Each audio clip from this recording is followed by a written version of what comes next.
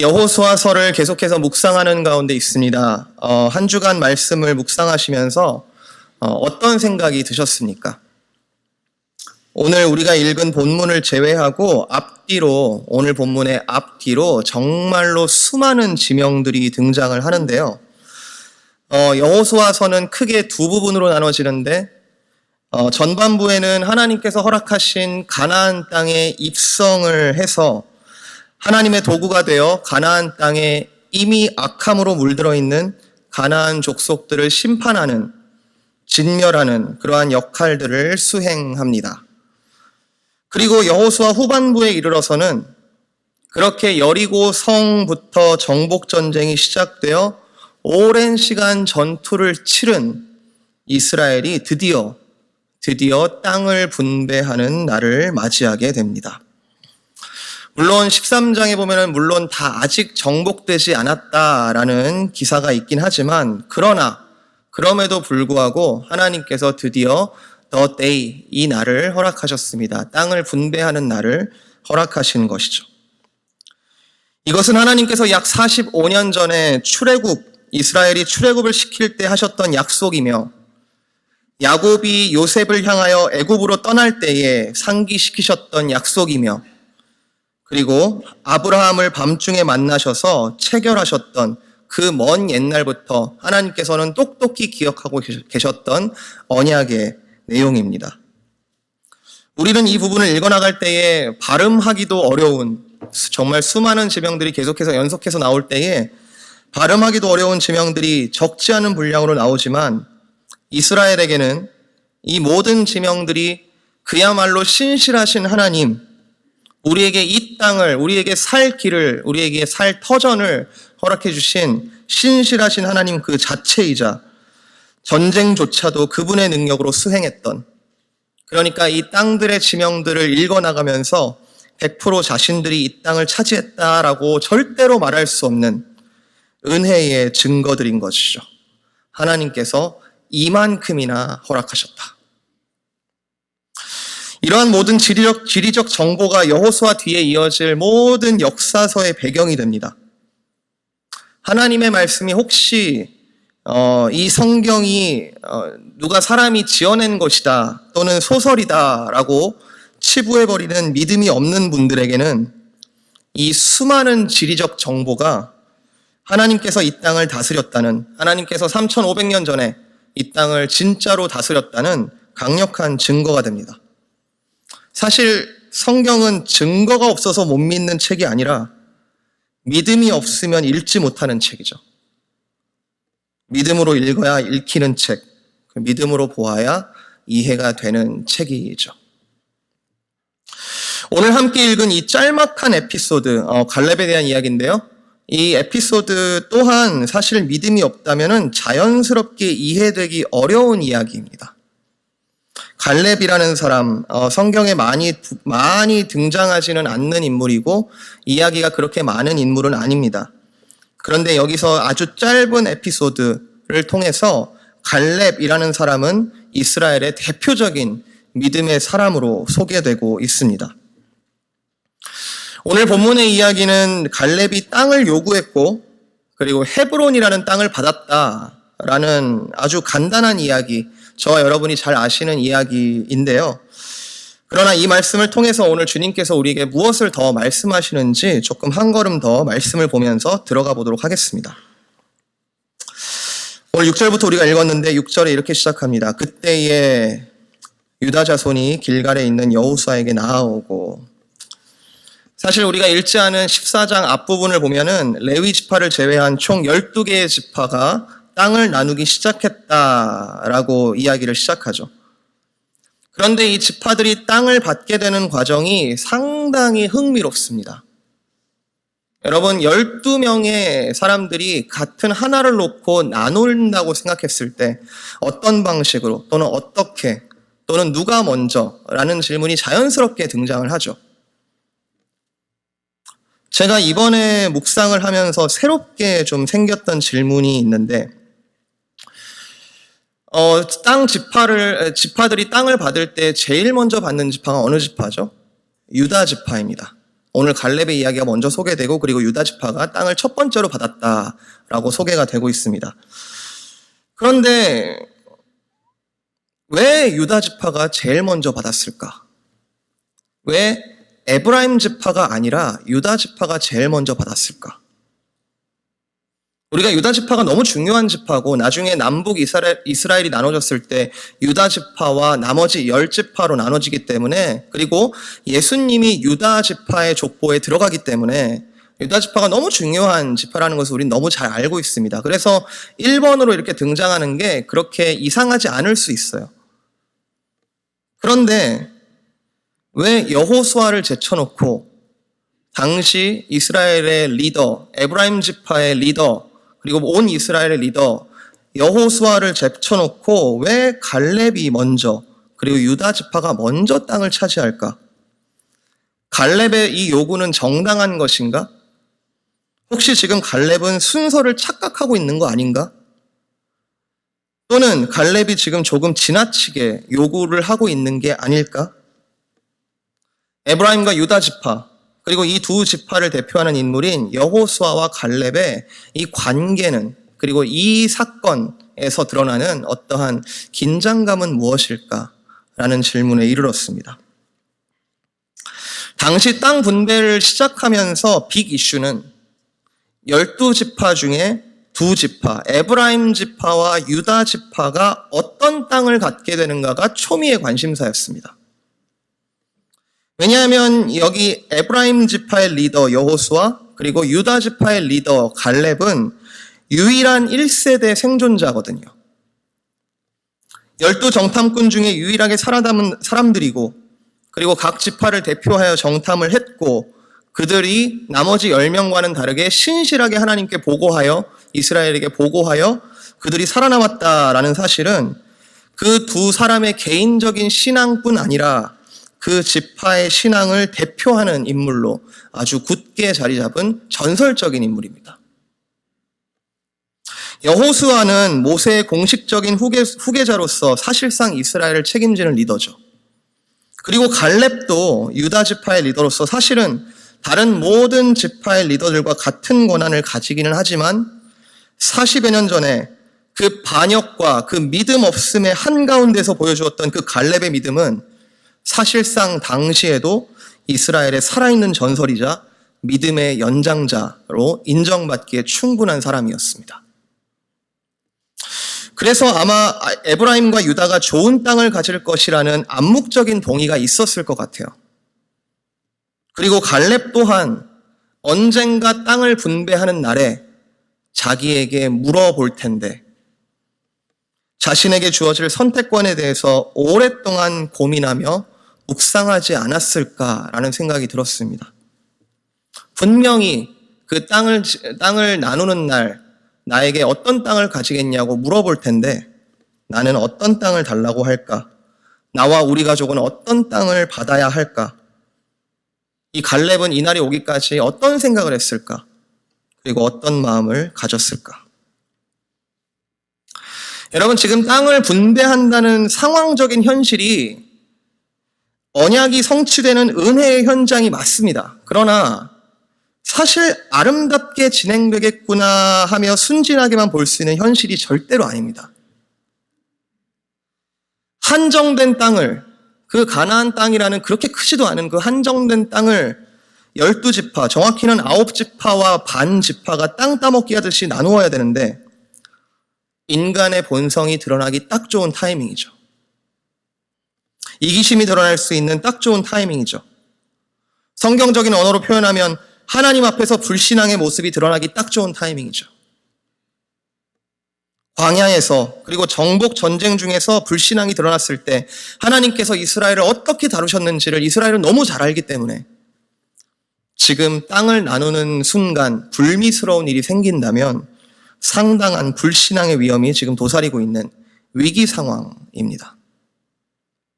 더군다나 45년 전 정탐꾼 때부터 함께했던 사역적 전우, 사역적 동지였던 여호수아와 갈렙은 이제 서로를 마주하고 있고 지금은 각 지파의 이익을 대변해야 되고 이 한 번의 결정이 앞으로 유다 지파와 에브라임 지파의 운명을 결정지을 수 있는 아주 중요한 선택 앞에서 갈렙은 어떤 결정을 했을까요? 갈렙은 믿음이 대단한 사람 맞습니다. 그렇게 결론 내릴 겁니다. 그런데 처음부터 우리가 그렇게 전제하고 이 본문을 읽어버리면 이 본문의 행간에서 드러나는 놀라움이 그렇게 확실하게 드러나지 않습니다. 여호수아와 갈렙은 어제의 동지였으나 지금은 에브라임과 유다라는 빅 지파들을 대표해서 나온, 그리고 온 이스라엘이 이 두 사람의 결정에 주목하고 있는 정치적인 라이벌일 수 있는 것이죠. 자신들의 이익을 대변할 수 있는 힘이 있고 위치가 있고 그런 권리가 있고, 그렇기 때문에 얼마든지 지금 이해관계를 놓고 싸울 수 있는 관계입니다. 이것은 앞으로 이스라엘 역사가 증명합니다. 에브라임과 유다는 이스라엘 역사 속에서 끊임없이 힘겨루기를 하는 두 지파죠. 순진하게 둘은 사이가 좋았을 것이다. 갈렙과 여호수아는 정말 둘도 없는 우정의 친구였을 거야 라고 생각하고 이 본문을 읽기보다는 우리도 너무 잘 알듯이 인간의 본성에 따라 지금은 싸우기 쉬운 때이다 라고 가정해야만 합니다. 자, 이러한 상황에서 갈렙이 첫 번째 말을 던지는데요. 사실 갈렙이 과거를 들먹이면 이길 사람이 없어요. 당당하게 좋은 땅을 요구할 수 있는 권리, 가장 좋은 그 땅을 갖겠다 해도 할 말이 없는 그 사람이 바로 갈렙인 것이죠. 그러나 여러분, 지금은 사실 이스라엘의 리더 여호수아가 먼저 자기 땅을 갖고, 그리고 여호수아 지파인 에브라임 지파가 먼저 자기들의 기업을 받고 결정하는 것이 더 자연스러운 상황입니다. 에브라임 먼저 하고 그 다음 유다 하는 게 더 자연스럽습니다. 이 긴장감이 보이십니까? 땅 분배 시작한다니까 유다 지파들이 지금 여호수아에게로 때로 몰려와가지고, 길갈에 지금 머물고 있는 여호수아에게 때로 몰려와가지고 그 중에서도 가장 유력한 사람 갈렙이 말을 시작하는 겁니다. 아마 여호수아도 긴장하지 않을까 싶어요. 마땅히 제 몫을 요구할 텐데 내 친구 갈렙이 지금 자기 몫을 요구하러 왔는데 어느 정도로 요구를 할까? 혹시 지나치게 요구를 하면 나는 어떻게 할까? 그리고 정말 평생의 동지로서 특별한 혜택을 베푼다 하더라도 남아있는 우리 지파와 다른 이스라엘 모든 지파들은 이 결정에 쉽게 납득을 할까? 갈렙이 첫 마디를 시작하죠. 6절입니다. 내가 어떤 일을 했는지, 그리고 그에 대해서 하나님과 당시 가히 하나님을 대변했던 하나님의 종 모세가 무슨 말을 했는지 여호수아야 기억하지? 여기서 여호수아는 마음의 결정을 이미 내렸는지 모릅니다. 올 게 왔다. 올 게 왔다. 지금 갈렙이 드디어 그 45년 전에 그 약속을 들고 왔다. 자기 몫을 요구하는구나. 일단 어쩔 수 없지. 일단 들어보고, 갈렙이 무슨 말을 하는지 들어보고, 혹시 무리하게 부탁을 하면 적당한 선에서 합의를 봐야 되지 않을까? 소위 딜을 해야 되는 상황이 오지 않을까?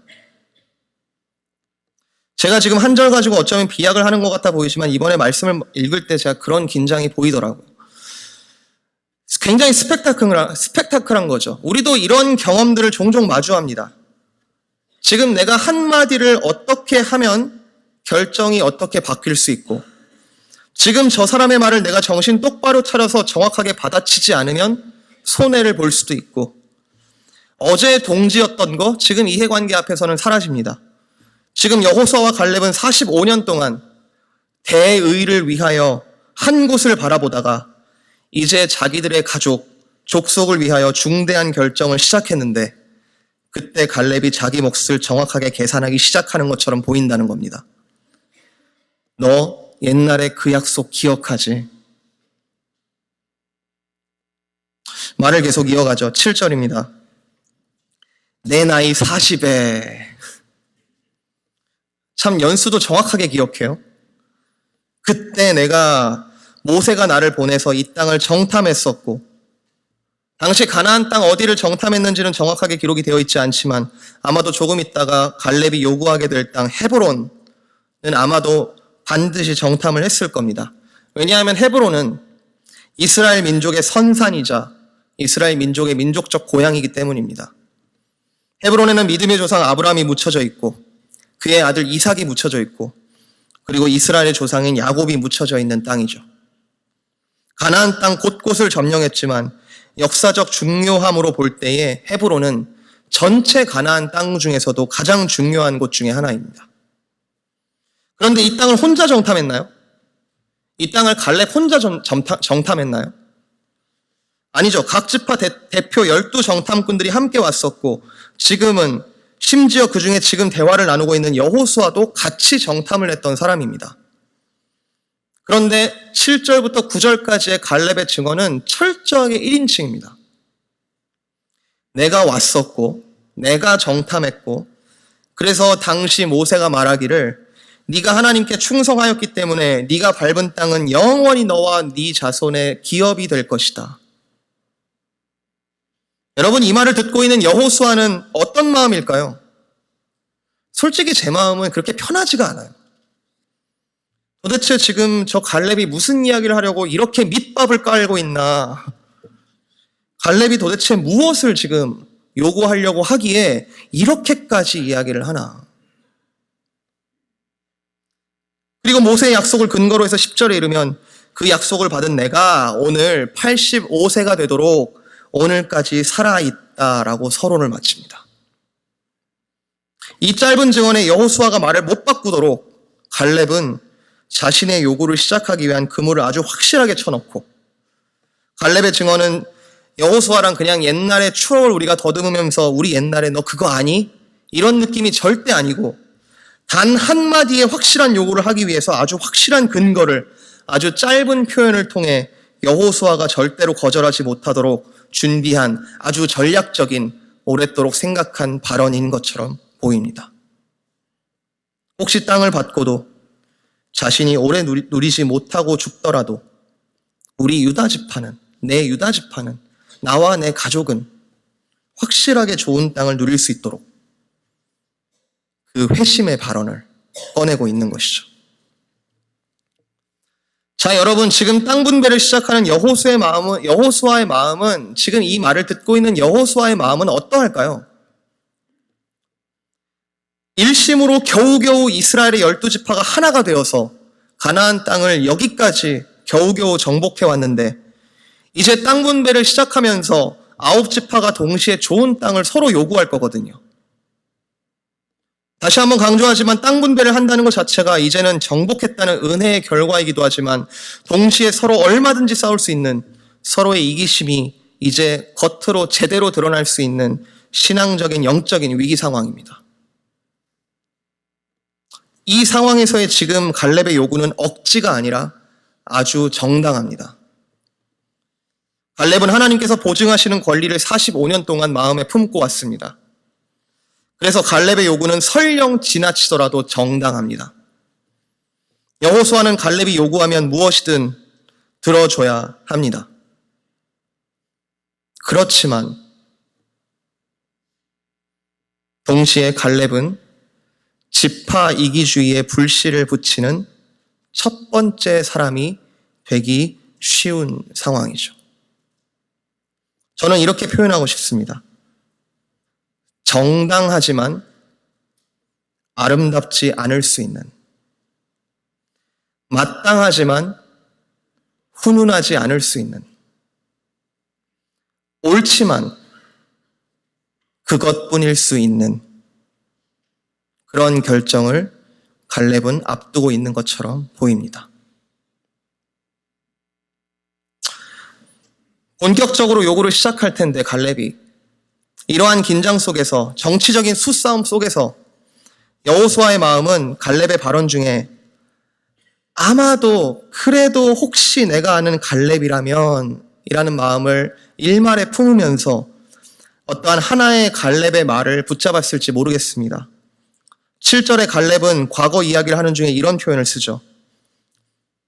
우리가 그 정탐하고 돌아왔을 때 나는 실로 성실한 마음으로 보고하였다. 여호수아, 당신과 나의 보고는 신실하고 진실했다. 사람을 두려워하지 않았고 하나님을 바라보며 우리는 보고했다. 우리는 하나님 앞에서 떳떳하지 않았는가? 지금 긴장감 넘치는 갈렙의 발언을 여호수아는 듣고 있지만 동시에 갈렙은 여호수아에게 하나님 앞에 떳떳했고 정탐할 때뿐 아니라 지금까지 45년간 함께 신실했었던 유일한 믿음의 동기인 것이죠. 여호수아는 갈렙의 말을 가만히 듣고 있습니다. 이러한 신라 같은 믿음과 동시에 상황적인 긴장감을 계속해서 동시에 갖고 갈렙의 입술을 주목하고 있을 때 갈렙이 드디어 45년간 마음에 계속해서 품고 있었던 요구사항을 마음속에 품고 있었던 바로 그것을 이제 내어놓습니다. 갈렙은 무엇을 요구하죠? 11절과 12절 우리 함께 같이 읽어볼까요? 11절 12절 시작. 모세가 나를 보내던 날과 같이 오늘도 내가 여전히 강건하니 내 힘이 그때나 지금이나 같아서 싸움에나 출입에 감당할 수 있으니 그날에 여호와께서 말씀하신 이 산지를 지금 내게 주소서. 당신도 그날에 들으셨거니와 그곳에는 아낙 사람이 있고 그 성읍들은 크고 견고할지라도 여호와께서 나와 함께 하시면 내가 여호와께서 말씀하신 대로 그들을 쫓아내리이다 하니. 제가 오늘 설교 제목을 몇 번이나 바꾸다가 이렇게 정했습니다. 믿음으로 나아가는 험지. 말 그대로 갈렙은 험지, 험난한 곳, 어려운 곳을 달라고 합니다. 어디를 달라고 해도 아무도 거절하지 않을 백지수표를 갖고 있는데 그 백지수표를 쓰지는 않고 지금 요단강 근처 길갈에서 저 눈앞에 남북으로 쭉 뻗어있는 산지를 보면서 그리고 저 멀리 아직 정복하지 못한 그 헤브론을 비롯한 남부 산지들을 나에게 맡겨달라라고 요구하는 것입니다. 백지수표가 있으나 쓰지 않습니다. 좋은 땅이 있지만 그것은 다른 사람에게 주십시오. 나는 험한 곳 주십시오. 85세 노인이 신체적인 노화에도 불구하고 나 아직 전쟁할 수 있다고 큰 소리치는 허세 또는 만용이 아니고서야 또는 분명히 저거는 저렇게 결정하는 이유는 뭔가 정치적인 꿍꿍이가 있을 거야 하고 의심하지 않고서야 이 갈렙의 발언은 순수하게 이해되는 말이 아닙니다. 헤브론은 이스라엘에게 중요한 땅이었지만 동시에 절대로 쉬운 땅이 아니었습니다. 오늘 보면 마지막 절에 나오죠. 15절입니다. 갈렙이 요구한 헤브론의 옛 이름은 기럇 아르바인데 아르바는 아낙 사람 가운데 가장 큰 사람이었다. 가장 강력한 사람이었다. 그들의 리더였다. 갈렙이 가서야 드디어 전쟁이 그쳤다. 여러분, 갈렙이 이런 얘기를 할 거면 좋은 땅 놔두고 다들 가기 싫어하는 땅, 지긋지긋한 전쟁 또 해야 하는 어려운 땅, 험한 땅을 달라고 할 거면 앞에 자기의 나이 왜 얘기했고 모세 약속 왜 얘기했고 믿음으로 정탐한 얘기들은 왜 했습니까? 이 반전은 도대체 뭐죠? 왜 고생을 사서 합니까? 이 결정은 소위 인간의 본성이라면 자연스러운 결정입니까? 놀랍게도 성경에 이렇게 자발적으로 험지를 선택하는 인물들이 몇 명 있죠. 사실 갈렙이 속한 유다 지파의 조상 유다도 그런 사람입니다. 나를 종으로 삼고 제발 내 동생 베냐민은 살려주세요. 모세도 그런 사람입니다. 하나님께서 너 빼고 내가 이 패역한 민족 다 죽이고 새로운 민족으로 내가 다시 시작할 것이다. 아니요, 하나님, 이 패역한 민족 분명히 죽어 마땅하지만 제발 불쌍히 여기셔서 살려주세요. 차라리 저를 생명책에서 지워주세요. 바울도 그렇습니다. 내가 사도로서 마땅한 권리가 있노라. 게다가 나는 복음을 위하여 수많은 고통을 겪었다. 나는 자유인으로서 자유할 권리가 있다. 그러나 연약한 자들을 위하여 나의 권리를 자의적으로 포기한다. 사랑하는 성도 여러분, 사실 우리를 구원하신 예수 그리스도께서 그런 분입니다.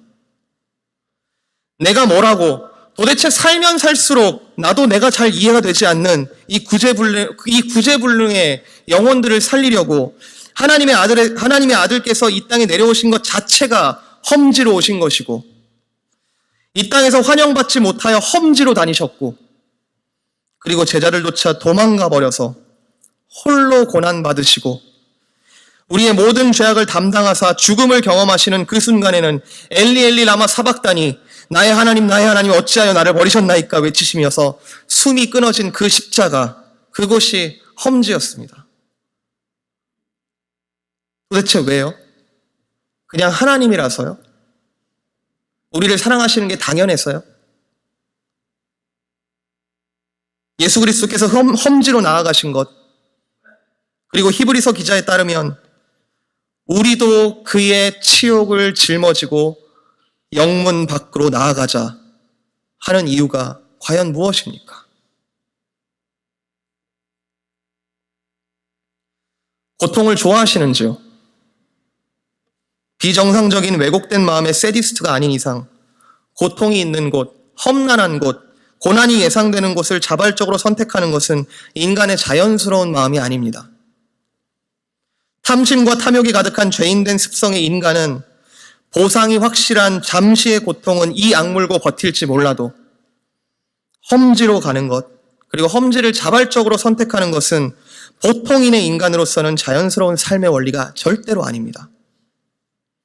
우리가 살아가는 이 세상의 모든 경제적 원리, 사회의 형성, 인간의 관계 등에는 이러한 험지를 자발적으로 선택하는 것에 대해서는 선택지에도 없고 또 서로 기대하지도 않습니다. 모든 사람이 자신의 적당한 이기심을 가지고 적당한 거리를 유지하고 적당하게 행복하는 것을 목표로 하고 있죠. 누구는 균형이라 말합니다. 누구는 그렇기 때문에 부가 재분배되면 모두가 행복해질 거라 믿고 이를 위하여 사회행동을 하고 기부를 하기도 합니다. 물론 좀 더 나은 사회를 만들기 위한 참 귀한 노력이죠. 그러나 인간의 본성에 대하여 성경은 분명하게 말하되 오직 예수를 통하여 구원받고 심령의 변화를 받은 자, 그들만이 다시 태어나 이제는 다른 가치관과 그로 인한 다른 행동으로 살게 되며 그들의 결국은 반드시 그들의 열매로 알리라.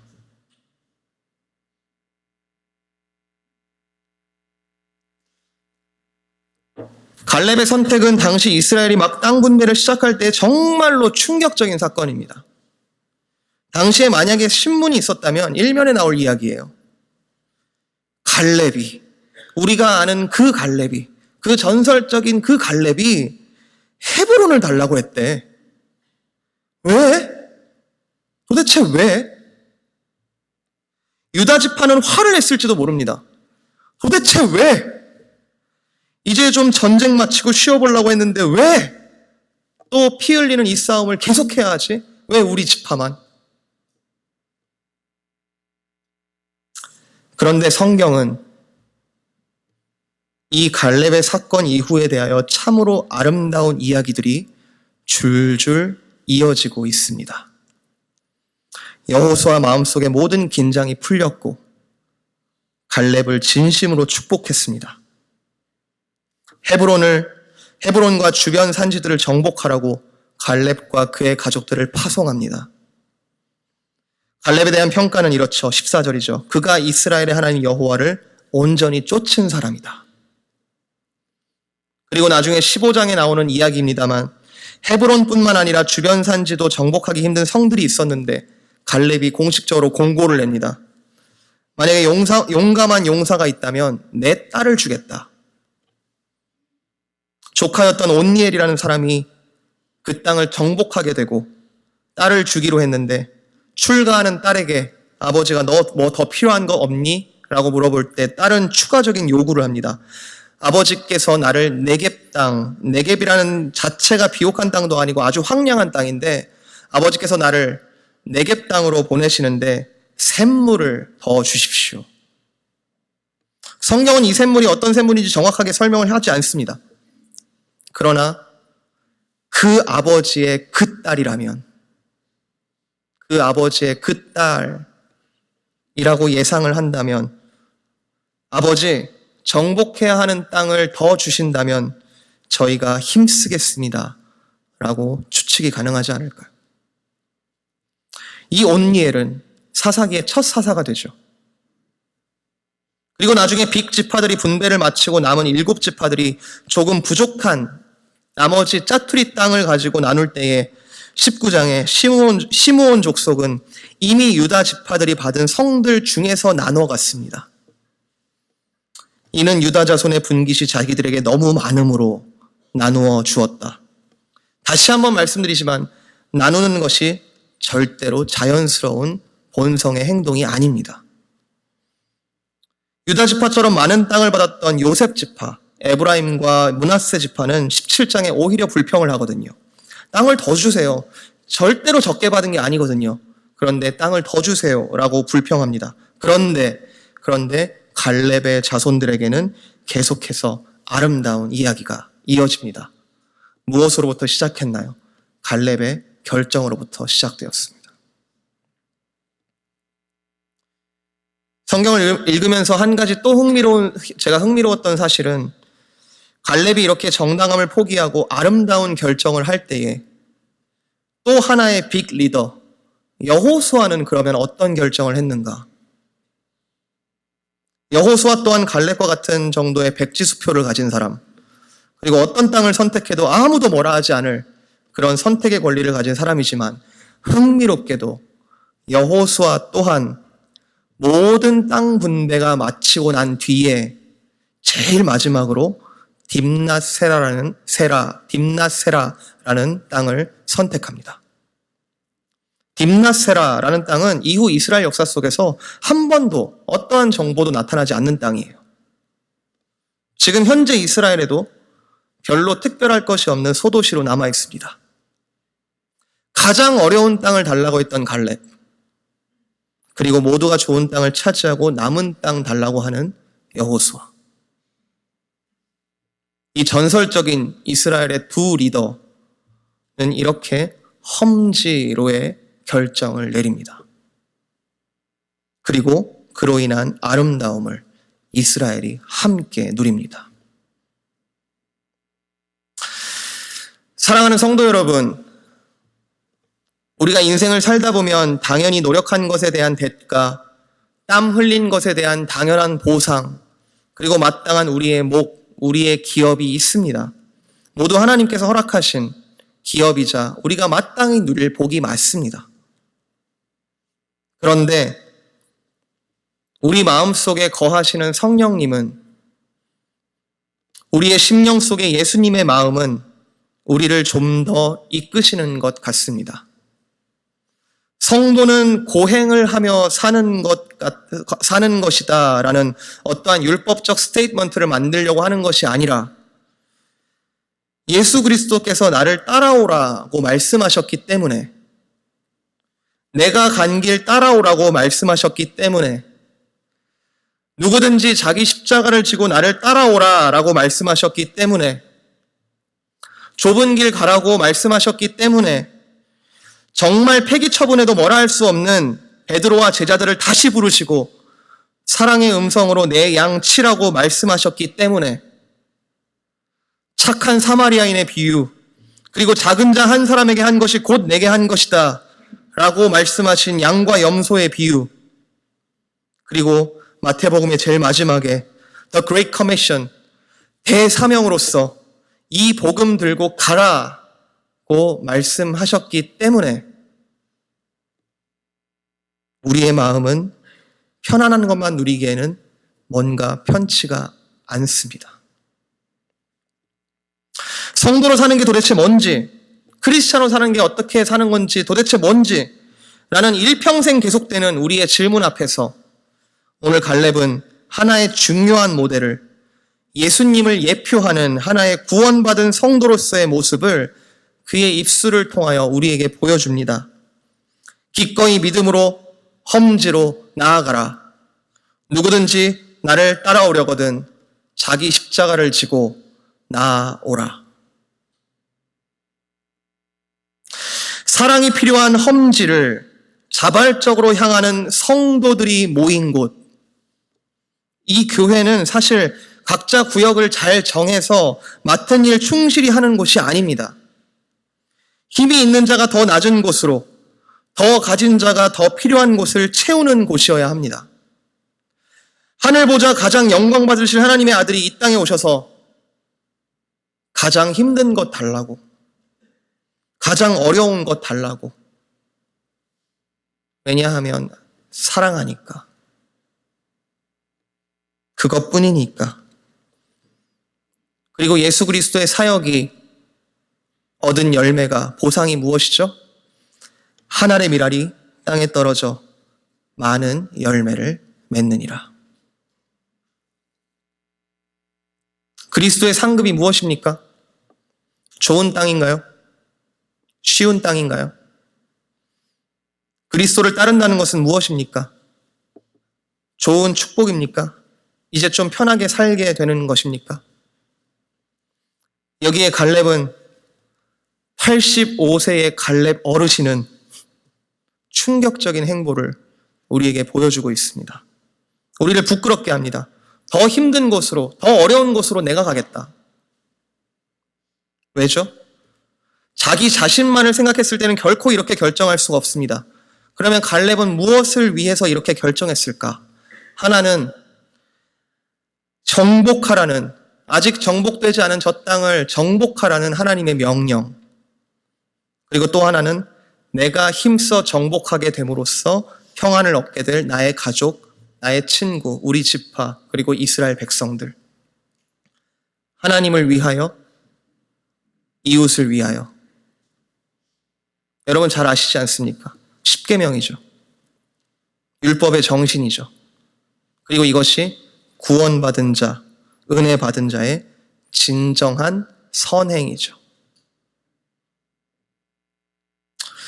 사실 이건 안다고 되는 게 아닙니다. 저도 설교를 하고 있지만 제가 깨달았다고 되는 게 아닙니다. 선행으로서의 험지를 선택하는 패턴을 안다고 되는 것이 절대로 아닙니다. 믿음, 오직 믿음, 그리스도를 더욱더 의지하는 믿음, 그 믿음을 주셔야지만 비로소 가능한 것이죠. 성경 말씀의 모든 깨달음은 그리스도께서 허락하셔야만 우리에게 전달되는 것이고, 성경 말씀의 모든 적용은 성령님의 인도하심만으로 가능합니다. 지금의 나로서는 불가능해 보이지만 오직 그리스도께 의지함으로 성령님의 인도하심이 있다면 가능한 것, 그것이 하나님의 일이요, 성도의 삶이요, 교회의 기적입니다. 여호와께서 나와 함께 하시면 내가 여호와께서 말씀하신 대로 그들을 쫓아내리이다. 그날에 여호와께서 말씀하신 이 산지를 지금 내게 주소서. 만약에 하나님께서 함께 계신다면, 그런데 예수 그리스도는 무슨 이름으로 우리에게 오셨습니까? 임마누엘의 하나님, 내가 너와 항상 너희와 있겠다. 우리의 불안함, 믿음 없음까지도 모두 다 이해하시며 다 아시는 하나님, 내가 너희와 함께 있겠다 말씀하신 하나님, 그리고 동시에 한 발짝 더 나아오기를 기다리시는 하나님. 제가 몇몇 성도님들과 이미 몇 번 말씀을 나눈 바 있는 내용입니다. 한국의 어느 모 고등학교 강당에 직업 선택의 10개라는 이름으로 액자가 걸려 있다고 합니다. 역대 교장 선생님 중 한 분이 학생들을 위하여, 이제 졸업할 고등학생들을 위하여 앞으로 너희들이 사회에 나가서 직업을 선택할 때 이러한 원칙을 가지고 직업을 선택하라고 적어놓은 10계명이라고 하는데요. 10가지 제가 다 읽진 않겠지만 이런 글귀가 적혀 있다고 합니다. 내가 원하는 곳이 아니라 나를 필요로 하는 곳을 택하라. 앞을 다투어 모여드는 곳은 절대로 가지 마라. 아무도 가지 않는 곳으로 가라. 모든 조건이 갖추어진 곳을 피하고 처음부터 시작해야 하는 황무지를 택하라. 왕관이 아니라 단두대가 기다리고 있는 곳으로 가라. 여러분, 이게 고등학교 졸업생들한테 할 말입니까?